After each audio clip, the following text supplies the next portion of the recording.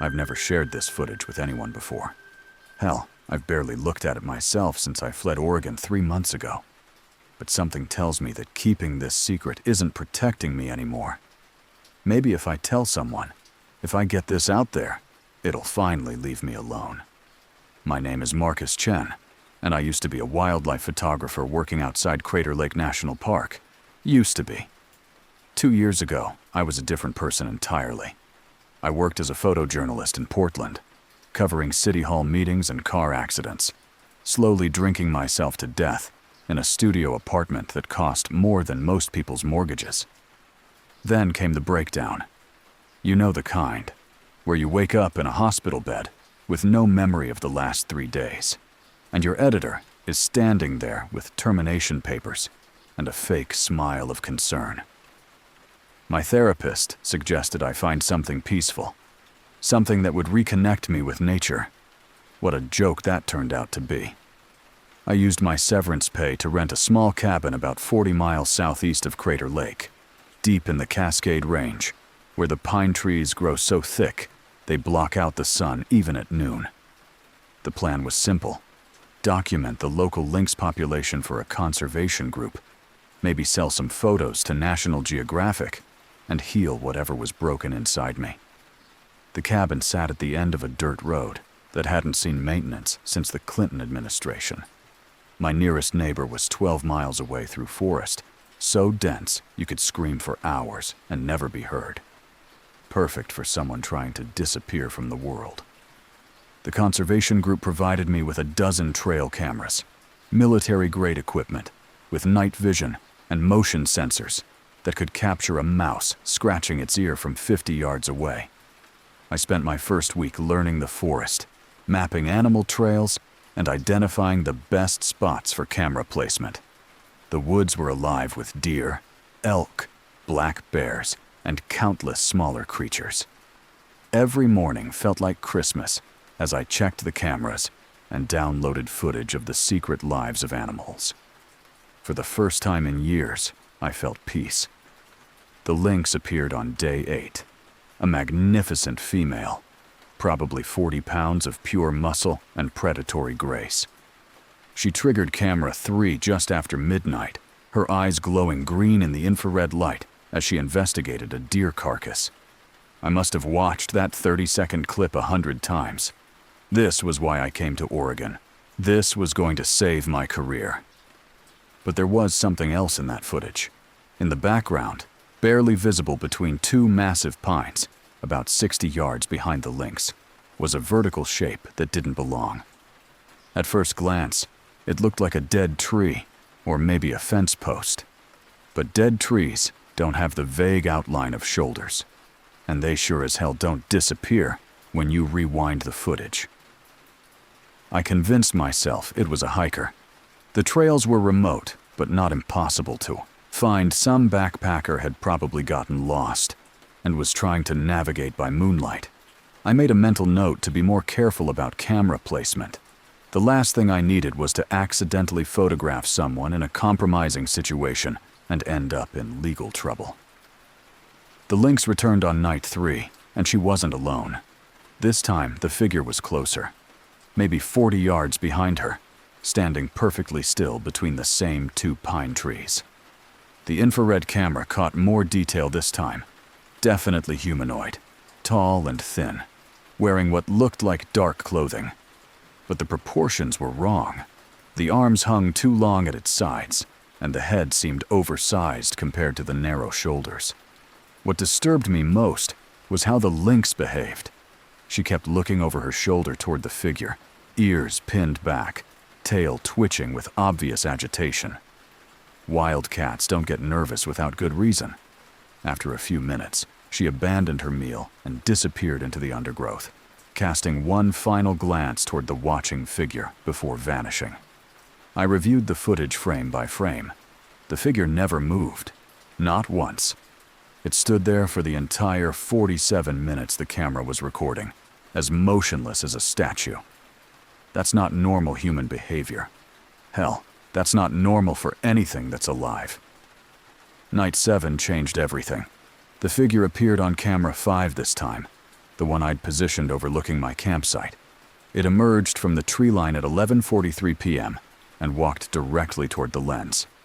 Not stumbled, not wandered, walked with purpose, as if it knew exactly where the camera was hidden. As it got closer, the details became horrifyingly clear. The skin was pale, almost luminescent in the night vision.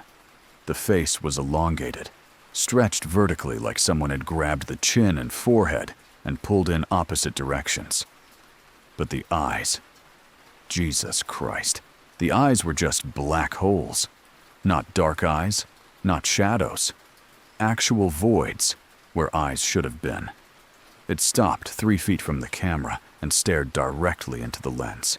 For 23 minutes, it didn't move, didn't blink, didn't breathe as far as I could tell. Just stared with those empty sockets, while its 2 long arms hung at its sides. Then it smiled. I'm not talking about a normal smile.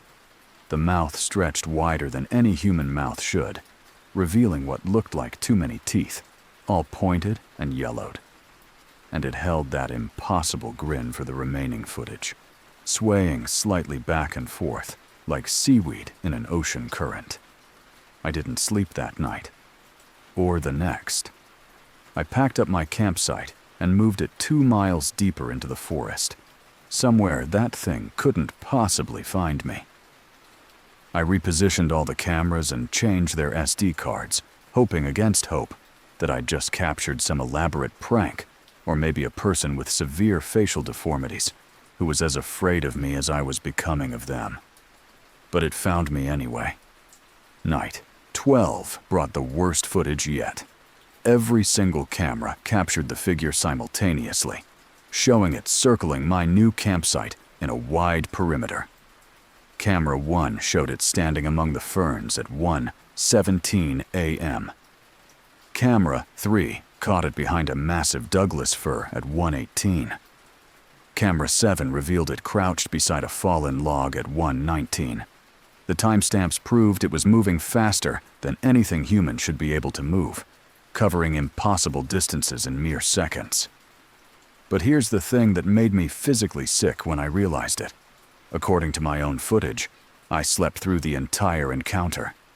The camera positioned to monitor my tent showed me lying peacefully in my sleeping bag while that thing stalked around my campsite for 3 hours. How the hell do you sleep through being hunted? By night 18, it wasn't just watching anymore. It was learning. The footage from that night showed the figure mimicking my daytime activities. I watched in growing horror as it approached my cameras during my absence, examined them with those impossibly long fingers, and then moved through my campsite, touching everything I had touched. It picked up my coffee mug and held it to its face. It unzipped my tent and crawled inside, lying down in exactly the position I slept in. It even gathered firewood and arranged it in the same pattern I used for my evening fires. It was studying me, learning my routines, practicing being human. The gifts started appearing after that. Every morning, I'd find arrangements of animal bones in geometric patterns around my campsite. Deer ribs formed perfect triangles, squirrel skulls arranged in circles, bird bones twisted into spirals that hurt to look at directly. They were always placed where I'd have to see them first thing upon waking, like some sick version of room service. I started reviewing older footage, going back weeks to see if I'd missed something. That's when I discovered the most disturbing truth of all. The figure appeared on cameras even when I wasn't in the forest. Days when I drove back to town for supplies, nights when I slept in my cabin 40 miles away. It was still there, still watching my equipment, still leaving those bone arrangements like some demented calling card.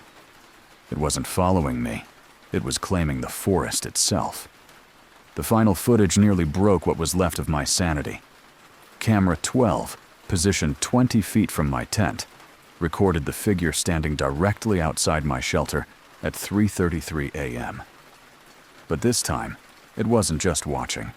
It was copying my sleeping position exactly, lying down in the dirt beside my tent, and arranging its impossibly long limbs to match mine. I could hear its breathing through the thin nylon walls.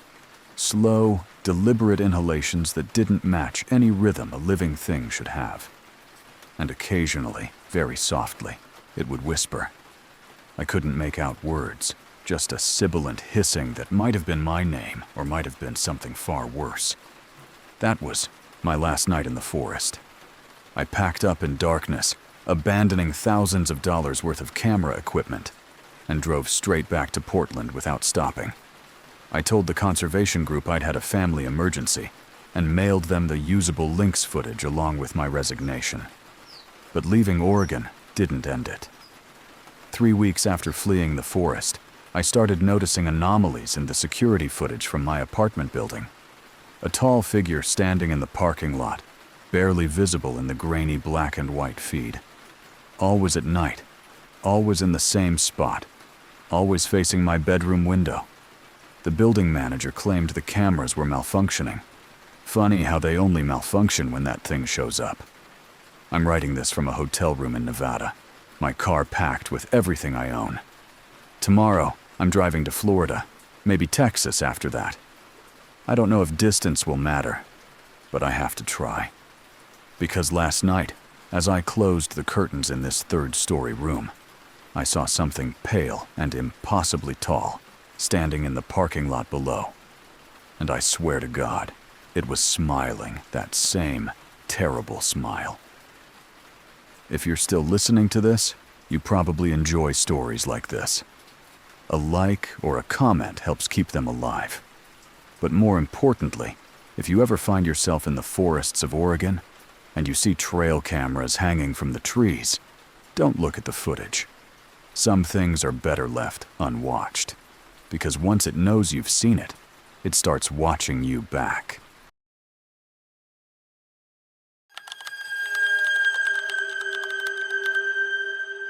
"20 years I've been driving these highways, and I thought I'd seen everything the road had to offer. Drunks, runaways, folks down on their luck looking for a ride to the next town over. I always pick them up, despite company policy, despite my dispatcher's warnings. Hell, my daddy raised me to help people when they needed it. And a man walking along Highway 45 in the middle of nowhere clearly needed help. I wish I'd listened to that policy. I wish I'd driven past her that first night. My name's Tommy Breslin, and I've been hauling freight between Mobile and Meridian for most of my adult life. After Martha left me last spring, took the house, the dog, and 23 years of marriage with her, the road became more than just work. It became escape. Those long, lonely stretches of asphalt were the only place I felt like myself anymore. It was a Tuesday night in October when I first saw her. Mile marker 127 on Highway 45, right where the road curves past the old Hendricks Sawmill. She was standing there in the wash of my headlights, wearing a white dress that might have been beautiful once, but was stained with something dark around the hem. Young girl, maybe early 20s, with long black hair that hung over her face like a curtain. She didn't have her thumb out like most hitchhikers. She just stood there as I approached, and somehow I knew she needed a ride. Call it trucker's instinct, but you learn to read people when you've been doing this as long as I have. I pulled over and rolled down the passenger window. "You all right, miss?" Awful late to be out here alone. She looked up then, and I got my first clear view of her face. Pretty girl, but pale as moonlight, with dark circles under her eyes like she hadn't slept in weeks. When she smiled, it didn't quite reach those eyes. "I'm fine," she said, her voice soft as silk. "Just trying to get home." "Could you give me a lift?" She paused, tilting her head slightly. "Thanks for stopping, Tommy."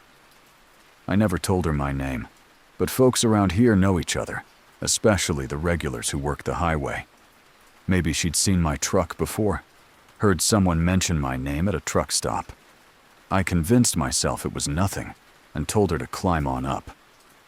She settled into the passenger seat with a sigh, like she was bone-tired.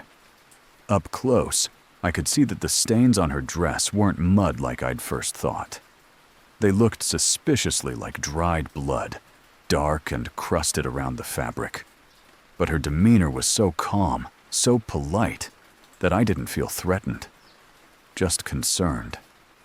"Where are you heading?" I asked, pulling back onto the highway. "The diner up ahead should be fine," she said, staring out the windshield. "You know the one. Where all the drivers stop." I knew the place she meant. Mel's all-night diner, about 15 miles up the road. Good coffee, decent pie, and a parking lot big enough for 18-wheelers. I'd been stopping there for years, though come to think of it, I hadn't seen it open the last few times I'd driven past. We rode in comfortable silence for a while. She didn't try to make conversation, didn't ask for money or cigarettes like most hitchhikers did. She just sat there, perfectly still, occasionally glancing in my direction with what might have been curiosity. About 10 miles down the road, she spoke up again.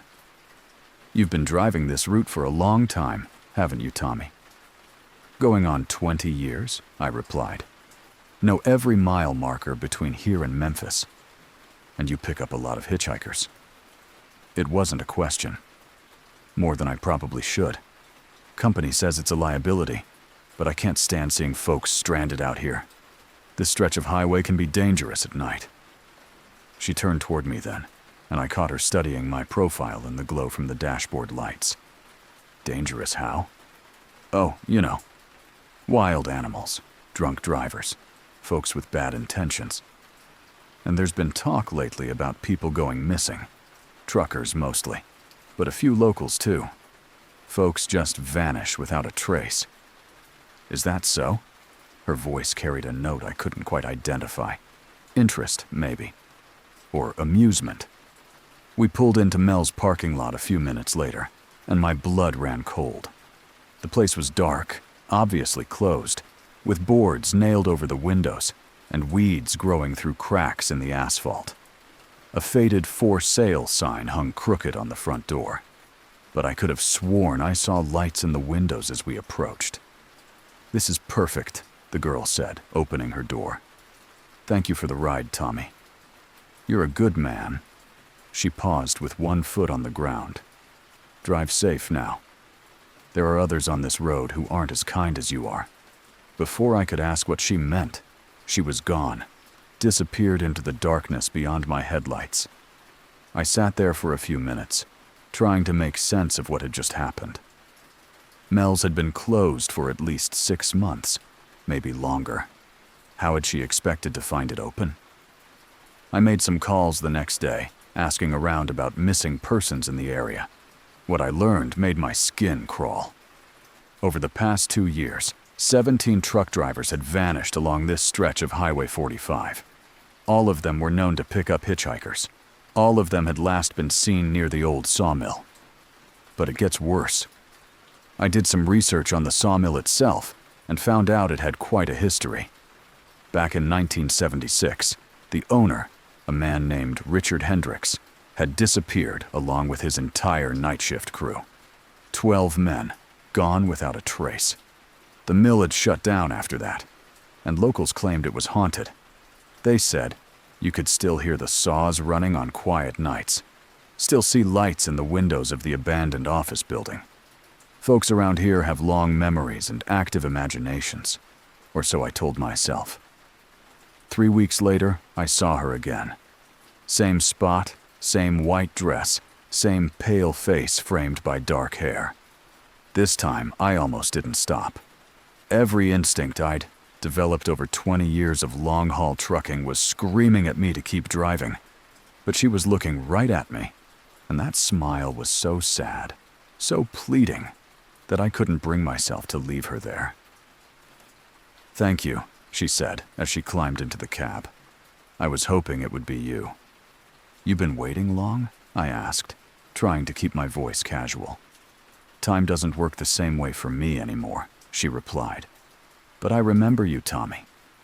You were kind to me before. Not everyone is." As we drove, she began talking about other drivers who had picked her up. She described them in perfect detail. Their trucks, their routes, even personal information they couldn't possibly have shared with a stranger. She knew about Jim Patterson's gambling debts. She knew that Mike Rodriguez was cheating on his wife. She knew that old Carl Hendricks was hauling more than just lumber in his trailer. She knew things that only the drivers themselves should have known. "How do you know all this?" I finally asked. She was quiet for a long moment, staring out at the dark pine trees rushing past the window. "They told me," she said eventually. "During their last rides." Their last rides? The ones that brought them to the mill. My hands tightened on the steering wheel. "What mill?" "You know which one, Tommy. The one where they're all waiting, where they've been waiting since 1976. She turned to look at me, and in the dim glow of the dashboard lights, her face looked different. Older. Sadder. More transparent. "I don't understand what you're talking about." "Richard Hendricks was my grandfather," she said softly. "I was supposed to meet him at the mill that night, bring him his dinner like I did every evening. But I was late. I was always late in those days, and it drove him crazy. When I finally got there, the place was empty.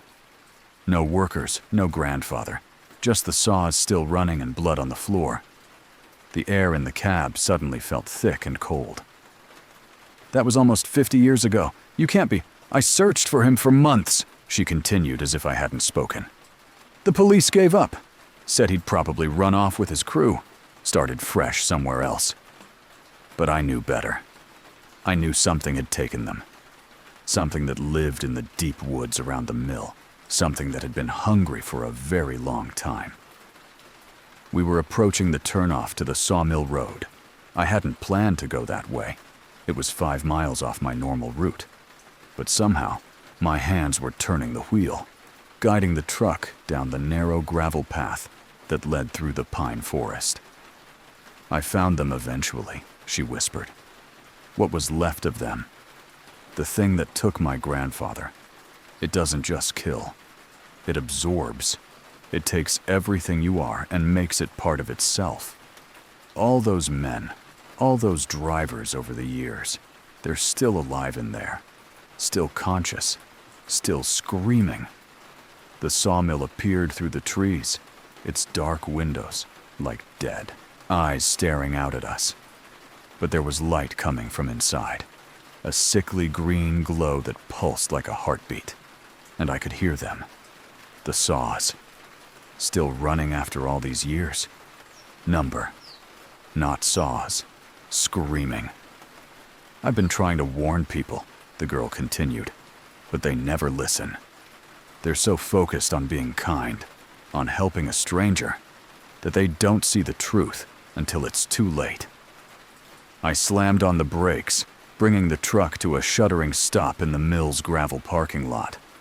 Scattered around us were dozens of other vehicles, trucks, cars, motorcycles, all in various states of decay. Some looked like they'd been there for decades. "Why are you doing this to me?" I asked, though I was pretty sure I already knew the answer. She smiled then, and for the first time it reached her eyes. But those eyes were no longer human. They were deep and dark and hungry, and I could see movement in them. Faces. Dozens of faces, all screaming silently. "Because I'm hungry too now, Tommy. And because being kind isn't always enough. Sometimes, kindness just makes you easier prey." The mill doors opened with a sound like breaking bones, and things that had once been men began shambling out into the moonlight. I could see my fellow drivers among them, their faces twisted with decades of pain and madness. And behind them, towering over them all, was something that might have once been Richard Hendricks, but was now so much more. So much worse. I tried to start the truck, tried to run, but my hands wouldn't obey my brain anymore. The girl, the thing wearing the girl's face, placed one cold finger against my temple, and suddenly I understood everything. The mill wasn't just a feeding ground. It was a collection point. Every person it absorbed made it stronger, more intelligent, more capable of luring in the next victim. And the girl, sweet young Angela Hendricks, had been its first victim and was now its most effective hunter. "Don't fight it," she whispered as the mill workers surrounded my truck. "It's easier if you don't fight." That was 6 months ago. Or maybe 6 years. Time doesn't work the same way here in the mill. But I'm still conscious, still aware, trapped inside this thing that was once just a building, but is now something alive and eternally hungry. And I'm telling you this story because I can feel you out there, driving the lonely highways, picking up strangers, because it's the right thing to do. I can feel your kindness, your compassion, and it calls to us like a beacon in the dark. So the next time you see a young woman in a white dress standing by the side of Highway 45, do me a favor. Keep driving. Don't be kind. Don't be human. Because humanity is exactly what it's hungry for.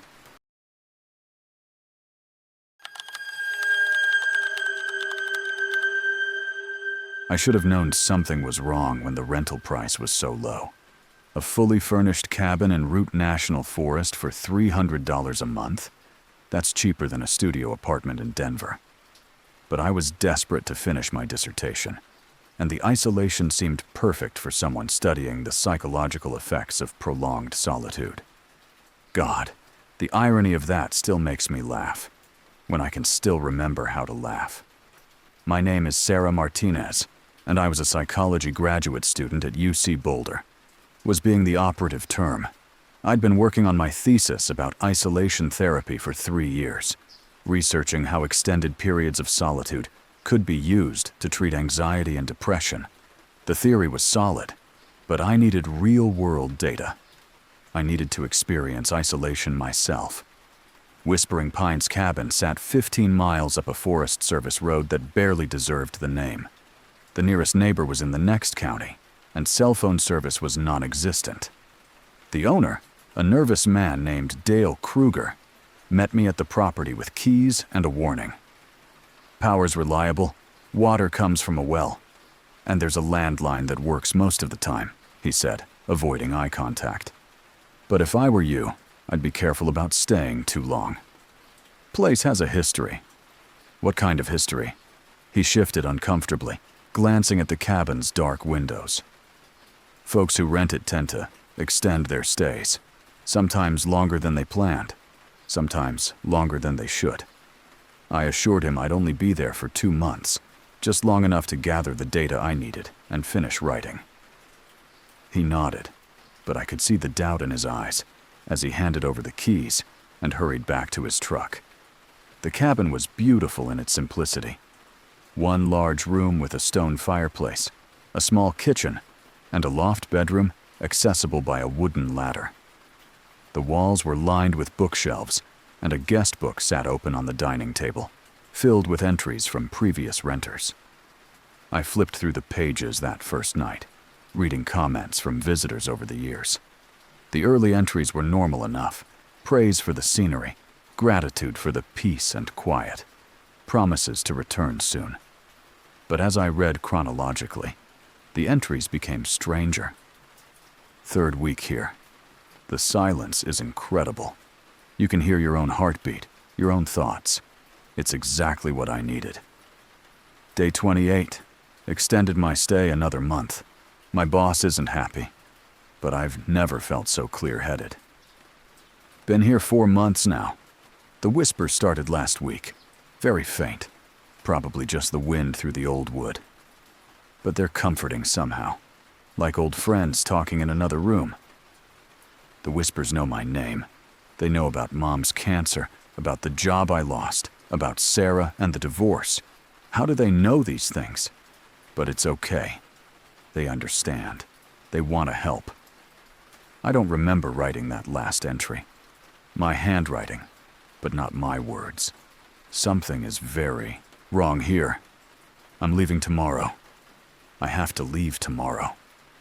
That final entry was dated 6 months earlier, written in increasingly shaky handwriting that deteriorated into illegible scratches by the last few lines. I closed the book and told myself it was just the kind of thing that happened when people spent too much time alone. Isolation could play tricks on the mind, create auditory hallucinations, make people paranoid. It was exactly the kind of data I was hoping to collect.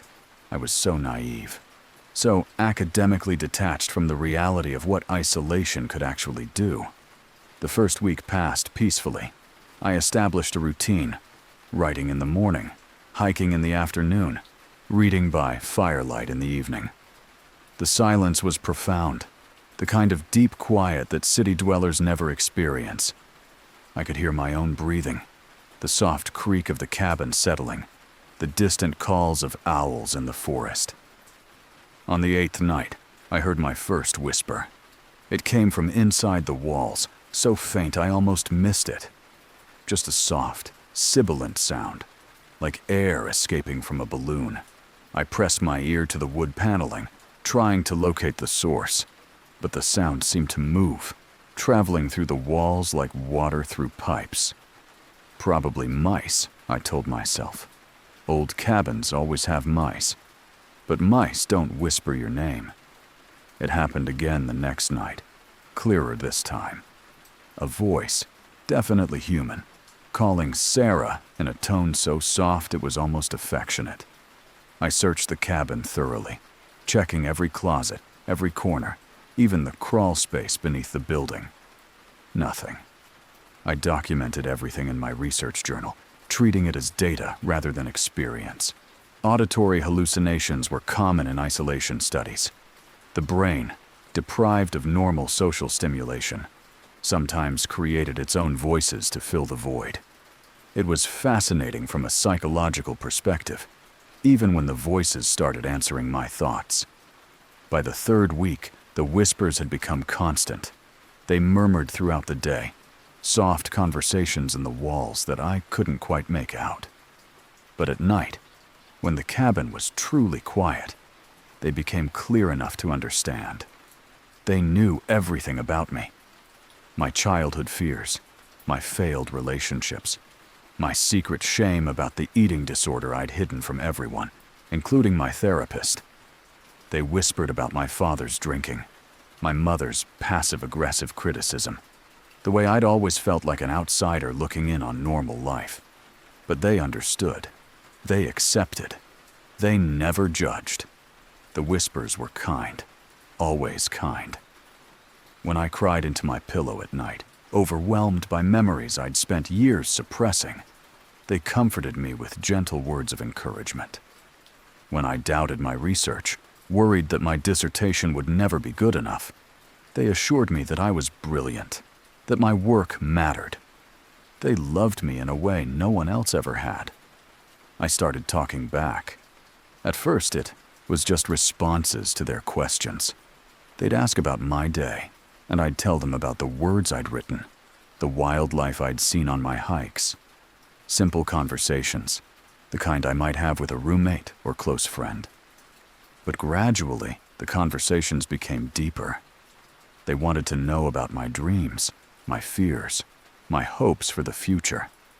They listened with infinite patience as I poured out years of loneliness and self-doubt. They never interrupted, never offered unwanted advice, never made me feel foolish or weak. They were everything I'd ever wanted in a companion. The guest book entries began making sense then. Previous renters hadn't been going crazy. They'd been discovering something wonderful. The whispers weren't symptoms of isolation psychosis. They were actual entities that lived in the cabin, benevolent spirits who offered comfort to lonely souls. I extended my stay. 2 months became 3, then 4. My dissertation advisor left increasingly frantic voicemails on the landline, but the whispers convinced me that my research was more important than arbitrary academic deadlines. I was gathering data that no one had ever collected before, experiencing a form of therapy that could revolutionize treatment for anxiety and depression. The whispers loved my research. They encouraged me to dig deeper, stay longer, learn more about the healing power of solitude. By the 5th month, I rarely left the cabin. Why would I? Everything I needed was here. The Whispers had become my closest friends, my confidants, my family. They knew me better than I knew myself, and they loved me unconditionally. That's when I found the hidden room. It was behind a bookshelf in the far corner, accessible through a door I could have sworn wasn't there before. The Whispers guided me to it, their voices excited and eager as they urged me to explore. The room was small and windowless, with walls covered in photographs and personal belongings, dozens of them.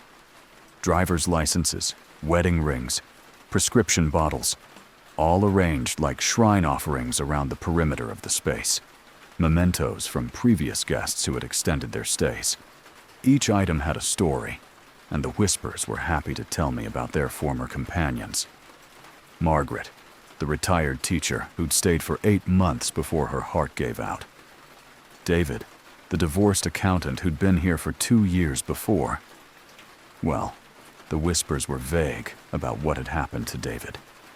They're still with us, the voices assured me. In a way. Their essence, their loneliness, their need for connection. It all becomes part of us, part of the cabin, part of the family. I understood then. The Whispers weren't separate entities living in the walls.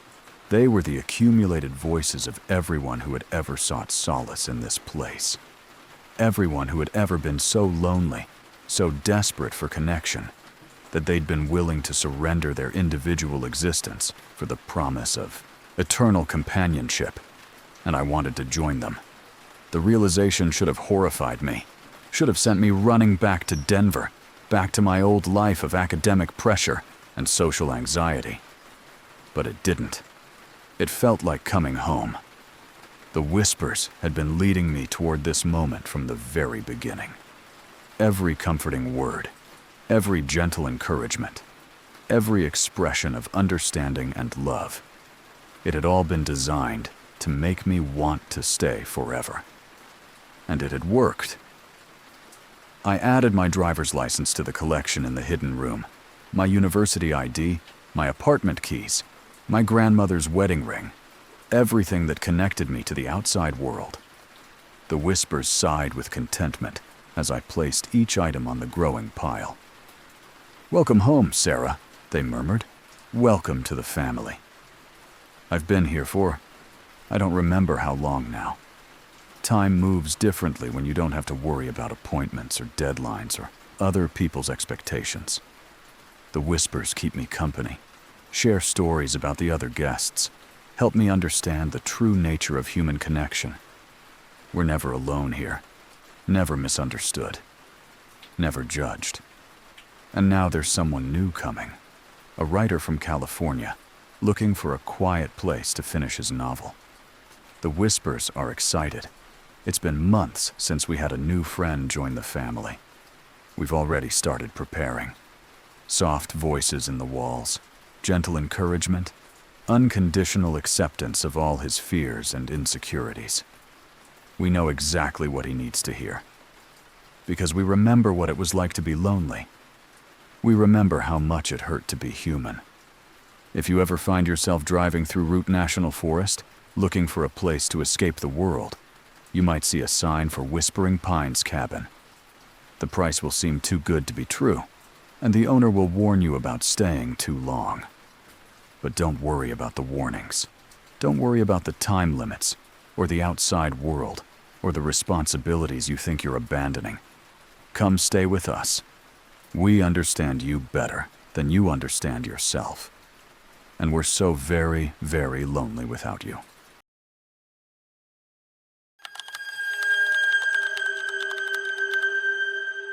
"15 years I'd been a nurse, and I thought I'd seen everything a hospital could throw at me. Drug overdoses, car accidents, domestic violence cases that made you lose faith in humanity. Detroit Memorial had exposed me to the worst of human suffering. So when burnout finally broke me down last spring, I figured a small-town hospital in rural Michigan would be exactly the peaceful change I needed. Funny how wrong you can be about a place just by looking at it in daylight. My name is Janet Williams, and I used to be the night shift supervisor at Millbrook General Hospital. Used to be. I don't work there anymore. I don't work anywhere anymore, to be honest.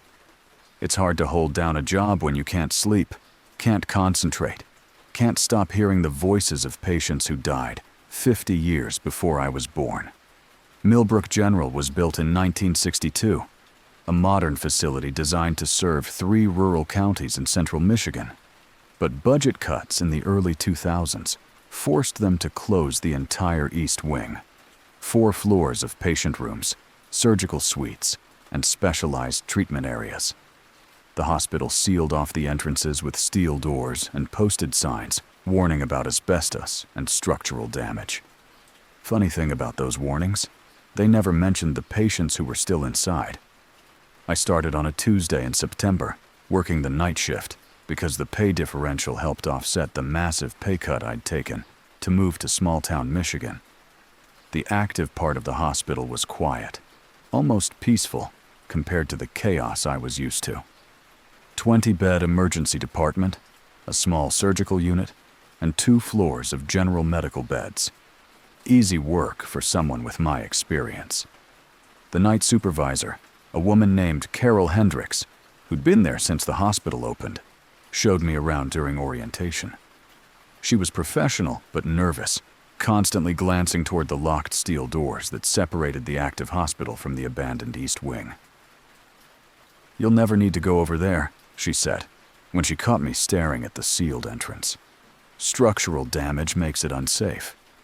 But sometimes you'll hear noises, pipes settling, wind through broken windows. Just ignore it." She said it like she was trying to convince herself as much as me. My first week passed without incident. The night shift was everything I'd hoped for. Quiet patients, routine medication passes, time to actually talk with people instead of just rushing from crisis to crisis. I was finally remembering why I'd become a nurse in the first place. The sound started on my 8th night. Around 2 a.m., during the quiet hours when most patients were sleeping, I heard what sounded like a call light chiming from somewhere beyond the sealed doors.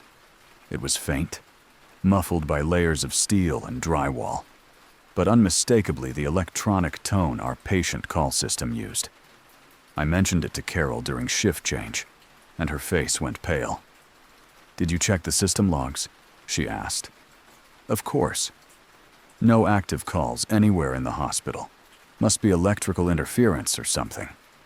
She nodded, but I could see the worry in her eyes. "That happens sometimes. Old wiring. Just ignore it." But the next night, it happened again, and the night after that. By my second week, the sounds were impossible to ignore. Call lights chiming from empty rooms, the distant hum of medical equipment that should have been disconnected decades ago, and occasionally, God help me, I swear this is true, the sound of someone calling for help in a voice so weak and desperate it broke my heart. I started paying attention to the security monitors, particularly the cameras positioned near the sealed entrances. Most of the time, they showed nothing but empty hallways and locked doors. But sometimes, late at night when the hospital was at its quietest, I'd catch glimpses of movement in the peripheral areas.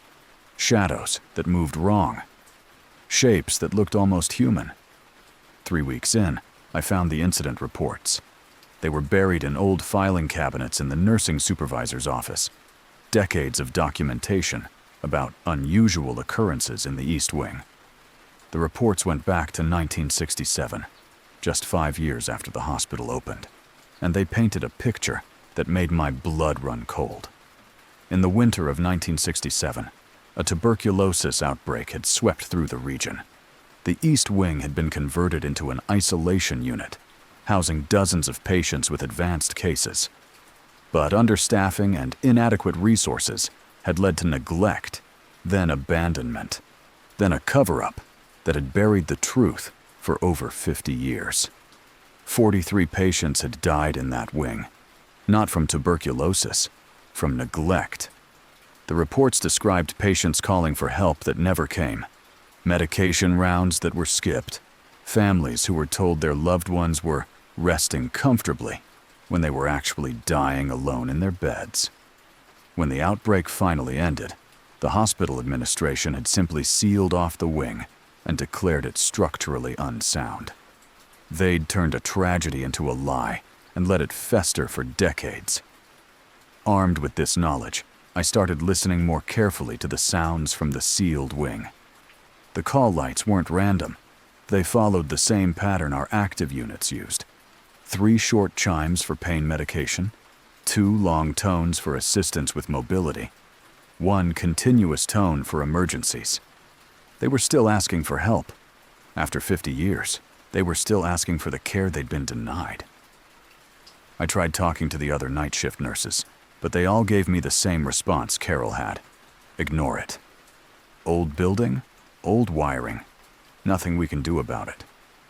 But I could see the fear in their eyes, the way they avoided walking past the sealed doors, the way they all requested vacation time whenever the sounds got particularly loud. They knew. They'd always known. 1 month into the job, I made a decision that changed everything. During my dinner break, I used my master key to unlock one of the steel doors. The smell hit me first. Decay, disinfectant, and something else I couldn't identify. Death, maybe. The smell of hope dying slowly in a place that was supposed to heal.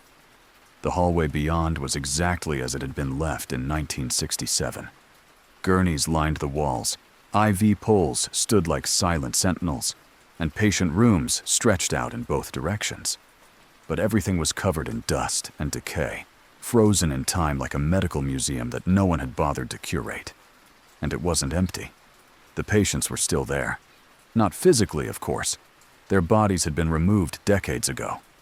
But their essence, their desperate need for care and comfort, had soaked into the very walls of that place. I could feel them watching me as I walked the abandoned corridors, could hear their whispered pleas for medication, for water, for someone to just acknowledge that they existed. Room 314 held Mrs. Dorothy Chen, age 67, admitted on February 15th, 1967, with advanced pulmonary tuberculosis. She'd been calling for pain medication for 3 weeks when she died. Her chart, still hanging from the foot of the bed, showed that her requests had been noted, but ignored. She was still calling for it. Room 318 held Bobby Martinez, just 19 years old, who'd begged the nurses to contact his mother in the days before his death. The request was documented in his file, but never fulfilled. His mother had died 6 months later, never knowing what had happened to her son. He was still asking for her. Room after room, floor after floor, I found them all. Patients who had died alone, abandoned by a medical system that had failed them in the most fundamental way possible. And they were all still there, still waiting for someone to care. I started visiting them during my breaks. I know how that sounds. I know it sounds like the confession of someone who'd lost her grip on reality. But I'm telling you, those patients needed someone to acknowledge them, to treat them with the dignity and respect they'd been denied in life. I brought ice chips to Mrs. Chen for her dry mouth. I sat with Bobby Martinez and told him about his mother's life after his death, how she'd never stopped looking for him. I checked on Mr. Williams, who'd been worried about his farm, and assured him that his grandson was taking good care of the land.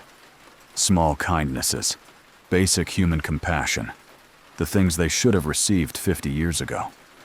Word of my activities didn't take long to reach administration.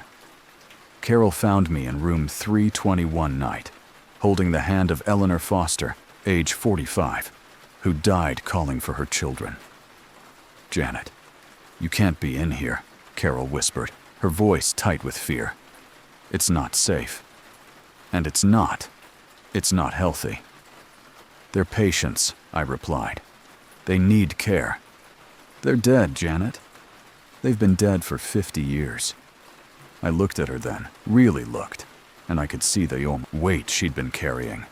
She'd known about the patients from the beginning, had spent decades listening to their calls for help and doing nothing about it. How do you live with that kind of guilt? You hear them too, I said. It wasn't a question. She nodded, tears streaming down her face. Every night for 30 years. But there's nothing we can do for them. Nothing anyone can do. Yes, there is. We can acknowledge them. We can provide the comfort they were denied. And then what? They'll never leave, Janet. They'll never be at peace. They'll just keep asking for more, needing more, until they drain everything from you. She was wrong, of course.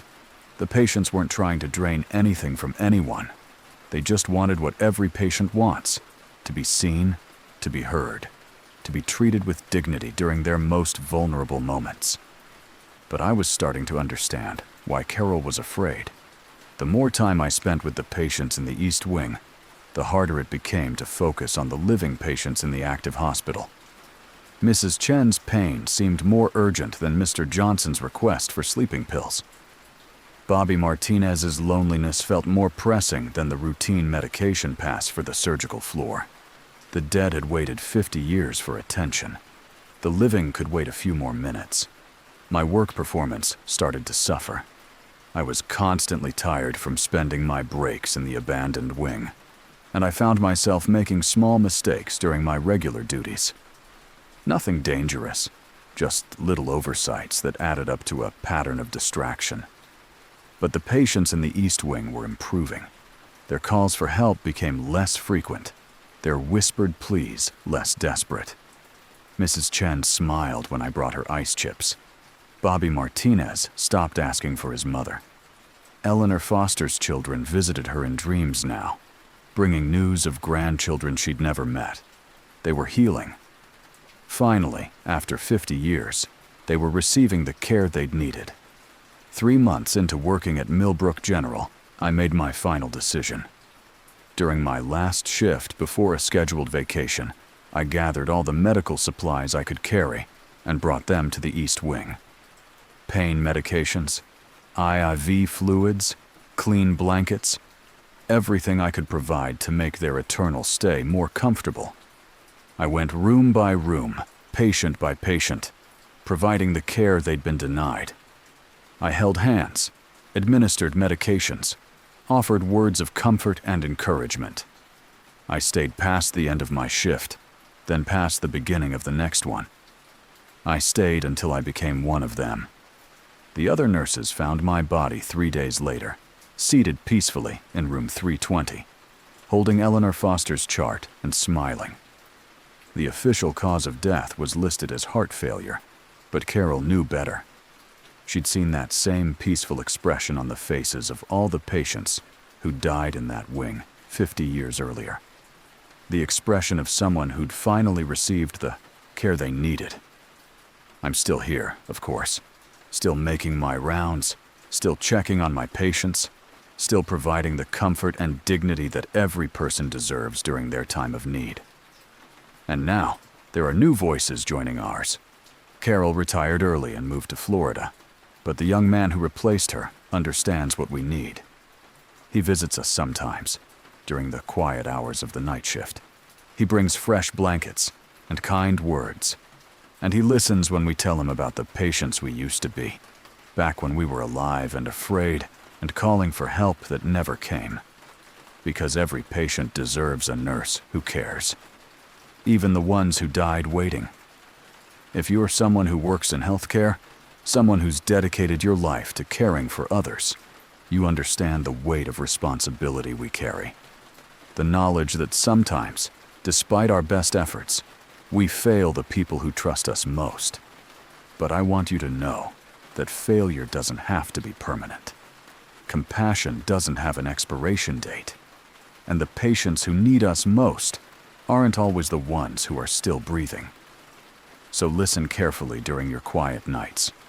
Pay attention to the sounds that don't quite make sense, the calls for help that seem to come from nowhere. Because somewhere in your facility, in every facility, there are patients who are still waiting for someone to care.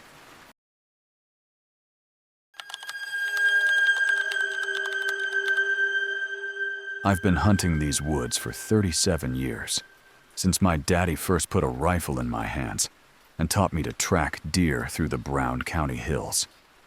In all that time, I thought I understood the forest, its rhythms, its dangers, its unspoken rules about respecting the balance between predator and prey. Turns out I didn't understand anything at all. My name is Ray Hutchinson, and I used to think I was a hunter. Now I know better. Now I know what it feels like to be prey, to be stalked by something that understands your every move before you make it, something that learns from your techniques and uses them against you with terrifying intelligence. Martha passed last spring after a long fight with cancer, and this October was my first solo hunting trip since we got married in 1987. She'd always worried about me going out alone, said the woods were different when you didn't have someone watching your back. I used to tease her about being overprotective, but now I understand what she meant. Some things hunt better when you're isolated. The hunting lease covers 800 acres of hardwood forest in southern Indiana, dense woods that my family has hunted for 3 generations. Over the decades, we'd built a network of tree stands positioned along deer trails, each one carefully placed to take advantage of wind patterns and natural funnels where deer were likely to pass. I knew every tree, every trail, every hiding spot in those woods, or at least I thought I did. Opening morning started normal enough. I was in stand 7 by 5 a.m., a 15-foot platform overlooking a creek bottom where deer came to drink. The pre-dawn darkness was alive with the usual sounds: owls calling, small animals rustling through the leaves, the distant crack of branches as larger animals moved through the forest. But something was off about the wildlife behavior. The squirrels were chattering more than usual, agitated and nervous.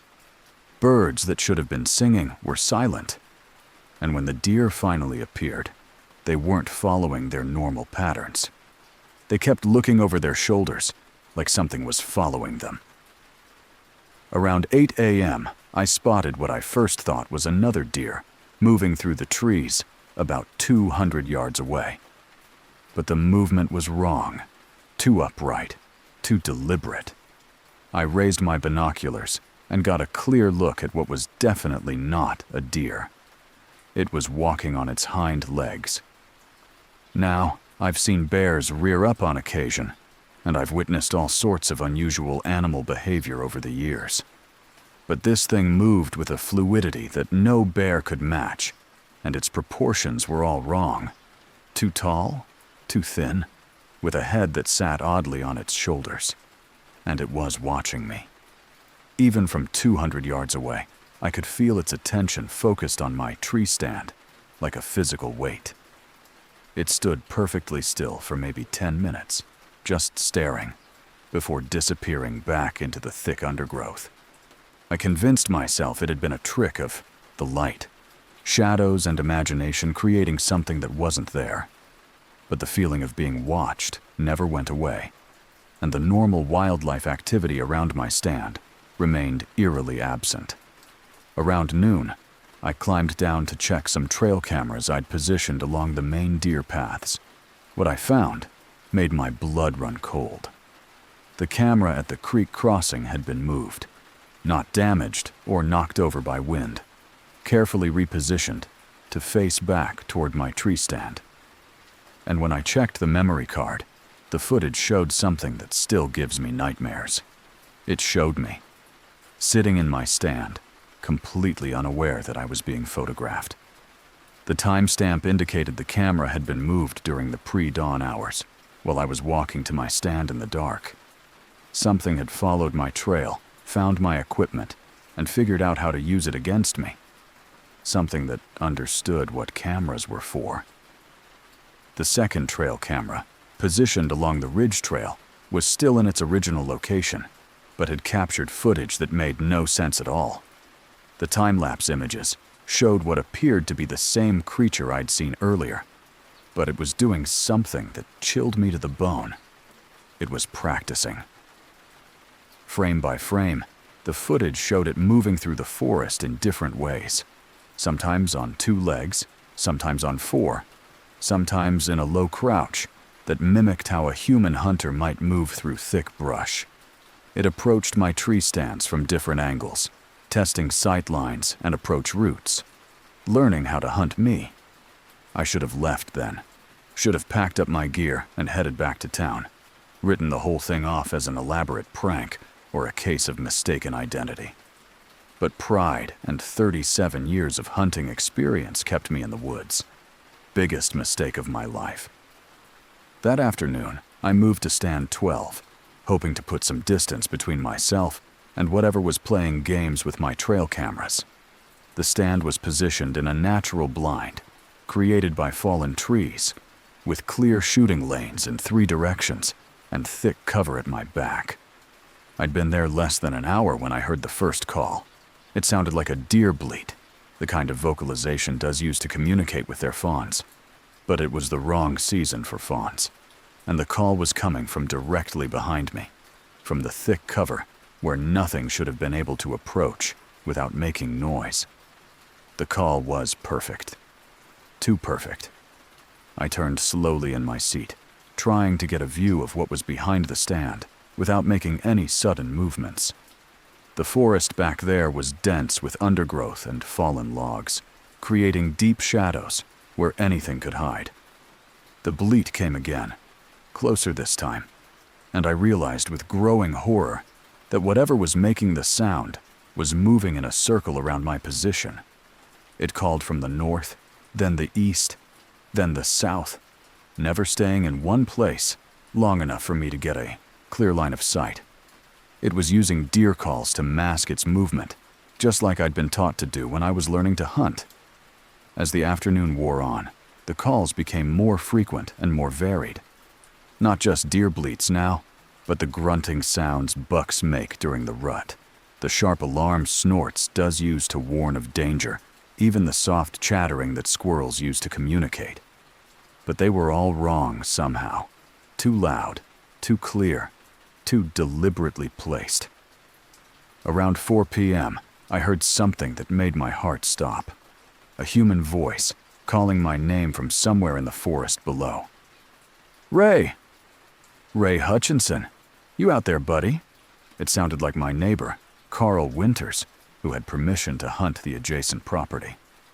But Carl was supposed to be in Florida visiting his grandkids, and something about the voice didn't sit right. The tone was perfect, but the rhythm was off, like someone reading lines they'd memorized but didn't quite understand.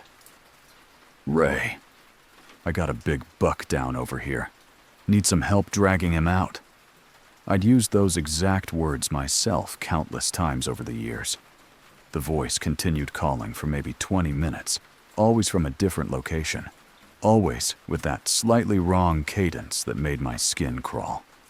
Sometimes it sounded like Carl, sometimes like my brother Jim, sometimes like neighbors who'd hunted these woods over the years. It was cycling through voices like a radio scanning frequencies. As darkness fell, I made the decision to climb down and head back to my truck. Whatever was playing games in the woods could have the forest for the night. I'd had enough. But my truck wasn't where I'd left it. I'd parked at the gate entrance, same spot I'd used for decades. The road was empty. My keys were still in my pocket, but there was no sign of my vehicle anywhere. Just an empty dirt road stretching away into darkness. Something had moved a 3,000-pound truck without leaving tire tracks. I started walking back toward the main road, following the gravel path that led out of the hunting lease. But after 20 minutes of walking, I found myself back at the gate entrance, looking at the same empty parking area I'd just left. The road was looping back on itself, or I was getting turned around in ways that shouldn't have been possible on a straight gravel path I'd driven hundreds of times. The forest was keeping me inside. I tried using my cell phone to call for help, but there was no signal. Not unusual in these deep woods, but the phone's GPS was acting strangely too. According to the display, I was somewhere in the middle of Lake Michigan, miles from any land. Even the satellites couldn't see where I really was. That's when I heard the laughter. It came from everywhere at once, the The trees, the ground, the air itself. Not human laughter, but something trying to mimic the sound of amusement without understanding what humor actually was. Like a recording of laughter played through speakers that had been buried underground for years. And it was getting closer. I ran. 37 years of careful, methodical hunting experience abandoned in favor of pure panic. I crashed through the undergrowth, following deer trails and old logging roads, desperate to find some way out of woods that had suddenly become a prison.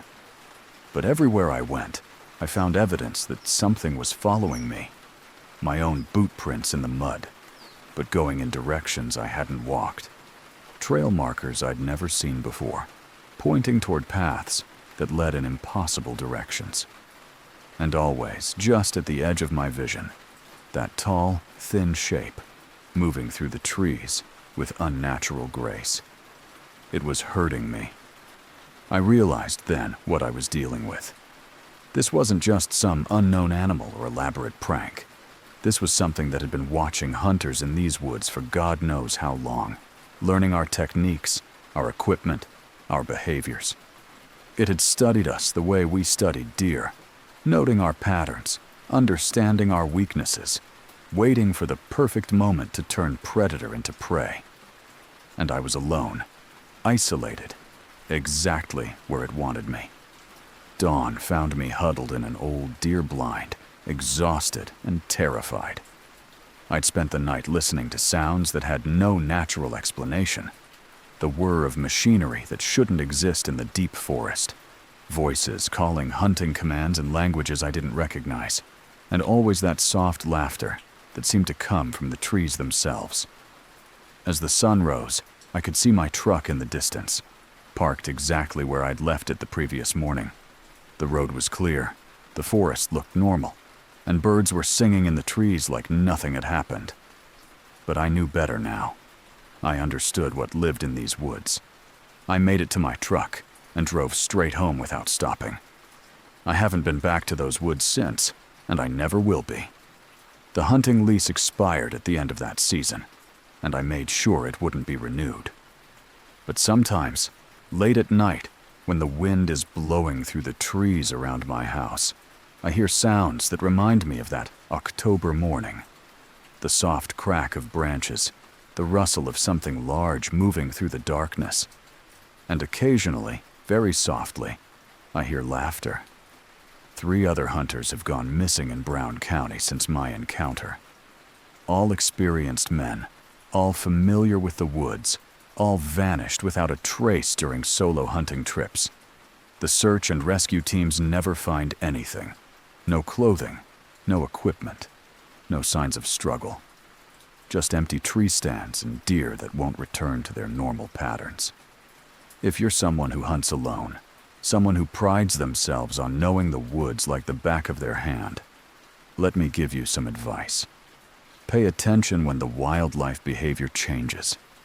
Listen when the forest gets too quiet. And if you ever see something moving through the trees that doesn't quite look right, don't try to investigate. Because the thing about being at the top of the food chain is that there's always something higher up. Something that's been watching and learning and waiting for the right moment to remind you what it feels like to be prey. The woods remember everything. Every hunter who's ever walked those trails, every technique that's ever been used, every weakness that's ever been exposed. And something in there is putting all that knowledge to very good use.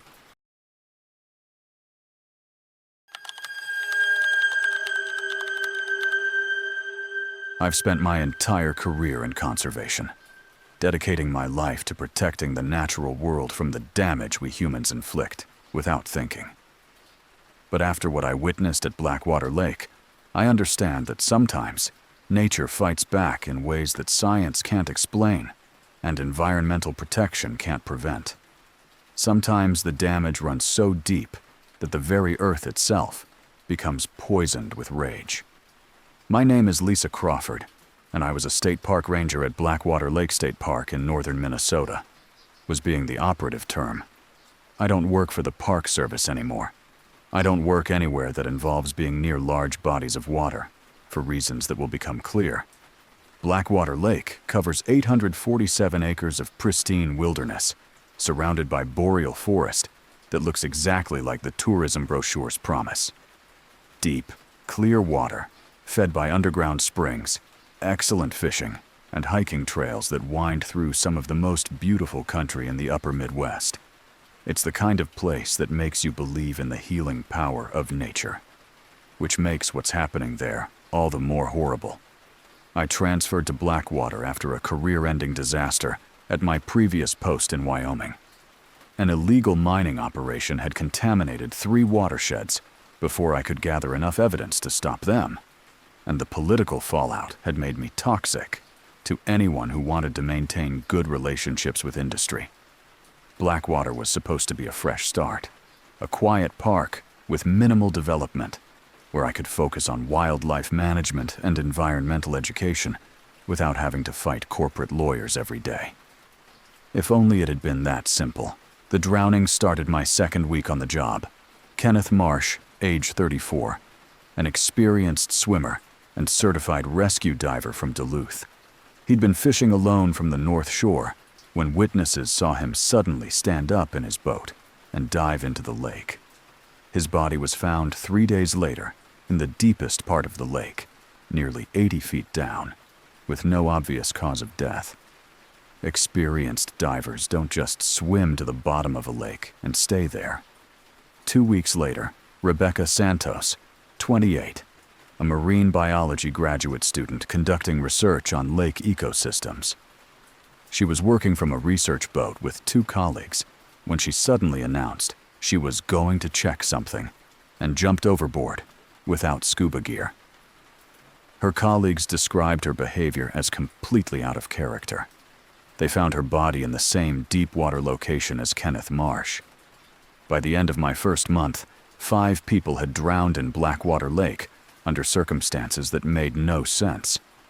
All experienced swimmers, all found in the deepest part of the lake, all with no obvious injuries or medical conditions that could explain their deaths.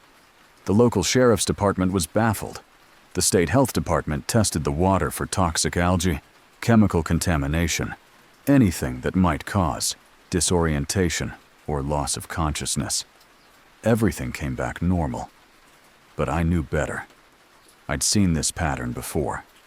During my research phase after the Wyoming disaster, I'd studied cases of environmental contamination that went beyond simple chemical pollution.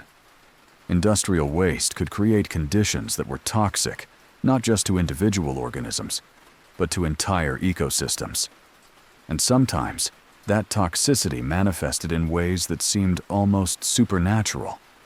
The lake wasn't just contaminated, it was angry. I started digging into Blackwater Lake's history, and what I found painted a picture of decades of abuse disguised as economic development. From 1952 to 1978, Northwoods Mining Corporation had operated a copper processing facility on the lake's eastern shore. For 26 years, they dumped untreated industrial waste directly into the water, turning what had once been a pristine wilderness lake into a toxic dumping ground.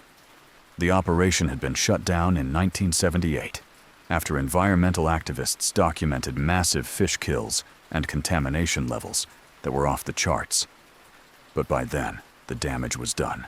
Millions of gallons of heavy metals, processing chemicals, and industrial solvents had settled into the lake bed, creating a layer of poison that would take centuries to break down naturally. And according to the records, they dumped something else too. Something the reports referred to only as biological waste. The state had spent millions on remediation efforts throughout the 1980s, dredging contaminated sediments and introducing neutralizing agents to bind the heavy metals. By 1990, water quality tests showed that Blackwater Lake met all federal standards for recreational use. But the tests didn't measure everything. The missing piece came from tribal records. The Anishinaabe people had lived around Blackwater Lake for centuries, and their oral histories described it as a sacred place, home to a powerful water spirit that protected the fish and game that sustained their community. According to the stories, the spirit had grown sick and angry during the mining years. Fish had died by the thousands, and the lake itself had turned black with pollution. The elders said that such desecration would not go unanswered, that the spirit would eventually demand payment for the damage done to its home. They'd been waiting 40 years for that payment to come due. Armed with this knowledge, I started paying closer attention to the circumstances surrounding each drowning. All of the victims had been alone when they entered the water. All had been described by witnesses as acting strangely in the moments before they died. Distant, distracted, as if listening to something no one else could hear. And all of them had connections to the industries that had polluted the lake. Kenneth Marsh worked for a mining equipment company. Rebecca Santos was researching the long-term effects of industrial contamination on lake ecosystems. David Chen, victim number 3, was a corporate lawyer who specialized in environmental liability cases. The lake was targeting specific people who represented the forces that had poisoned it. I started spending more time on the water myself, conducting water quality assessments that were really reconnaissance missions. I wanted to understand what was drawing these people into the deep water, what was making experienced swimmers abandon all survival instincts and dive toward the bottom of the lake. It didn't take long to find out. During my 3rd solo expedition, while collecting water samples from the deepest part of the lake, I felt it for the first time. A presence in the water below me, vast and patient, and filled with a rage that had been building for decades. It wasn't just a feeling, it was communication. Images flooded my mind, memories that weren't mine, experiences that had been absorbed by the lake itself. I saw the mining operation at its peak, massive pipes dumping toxic waste directly into pristine water. I felt the agony of countless fish and aquatic animals dying from chemical poisoning. I experienced the slow, methodical murder of an entire ecosystem. And I understood that something had been keeping score. The presence in the lake wasn't just angry about the pollution. It was collecting payment from the people responsible, drawing them down into the contaminated depths where they could experience firsthand what it felt like to die from human-caused toxicity. But it wanted more than individual victims. It wanted acknowledgement. Over the following weeks, I began receiving what I can only describe as underwater visions. The lake was showing me its true condition, revealing contamination that went far deeper than any official report had documented. Hidden beneath the cleaned-up surface was a layer of toxicity so severe it had taken on a life of its own. The biological waste mentioned in the 1970s, reports hadn't been properly disposed of. Northwoods Mining had dumped experimental chemicals, failed pharmaceuticals, and laboratory specimens into the lake's deepest trenches, creating a witch's brew of contamination that had been interacting and mutating for decades. What emerged from that chemical soup wasn't exactly alive, but it wasn't dead either. The entity in the lake had been born from pollution, shaped by decades of industrial poison into something that existed solely to balance the scales. Every toxin that had been dumped, every animal that had died, every natural process that had been disrupted, it all lived within this thing, driving it toward a single purpose: revenge against the species that had created it. I tried warning the park superintendent, tried explaining what I'd discovered about the lake's true nature. But how do you tell your supervisor that a body of water has developed consciousness and is systematically murdering people as payment for environmental crimes? They transferred me to administrative duties and suggested I take some vacation time. But the drownings continued. 7 victims, then 10, then 15. All with connections to environmental destruction, all drawn into the deep water by something they couldn't resist, all found in the same location where the worst contamination had settled decades earlier. And the lake was getting stronger with each death. My final encounter with the entity came during what was supposed to be my last day at the park. I'd been reassigned to a desk job in the state capitol, effectively ending my career as a field ranger. But I couldn't leave without trying to understand what the lake really wanted. I went out alone in a small boat, carrying diving equipment and an underwater camera. If I was going to document the truth about Blackwater Lake, I needed to see its deepest secrets firsthand. Biggest mistake of my life. At the 60-foot mark, the water turned black. Not the natural darkness of depth, but an oily, unnatural blackness that seemed to absorb light rather than simply blocking it. And moving within that darkness was something massive, something that had been assembled from decades of death and toxicity. It rose toward me slowly, deliberately, its form shifting like liquid shadow. But as it got closer, I could see that it wasn't just one entity. It was hundreds, maybe thousands of individual consciousnesses. Every creature that had died in the lake's contaminated waters.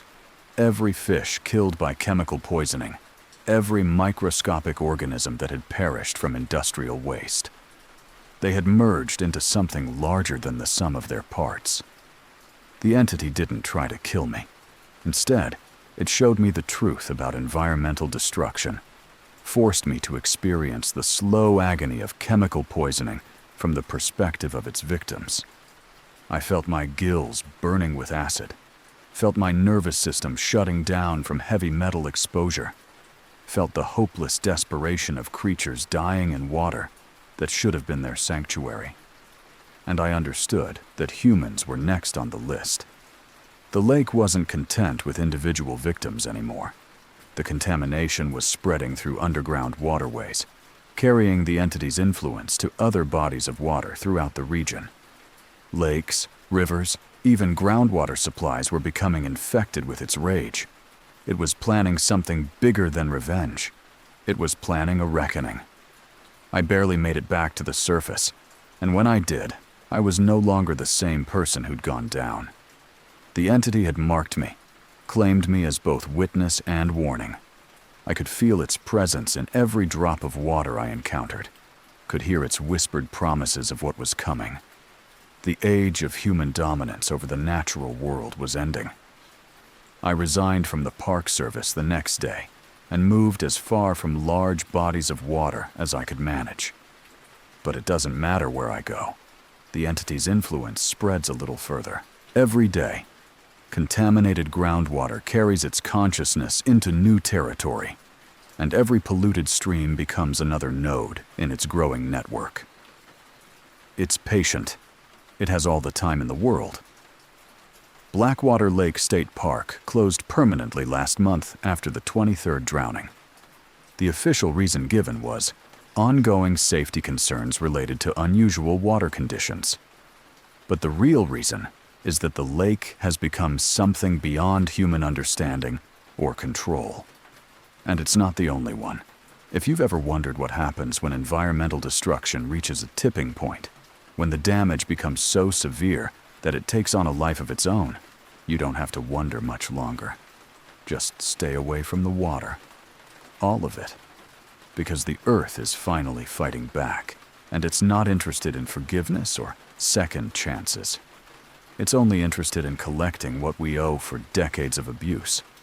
And the bill is coming due.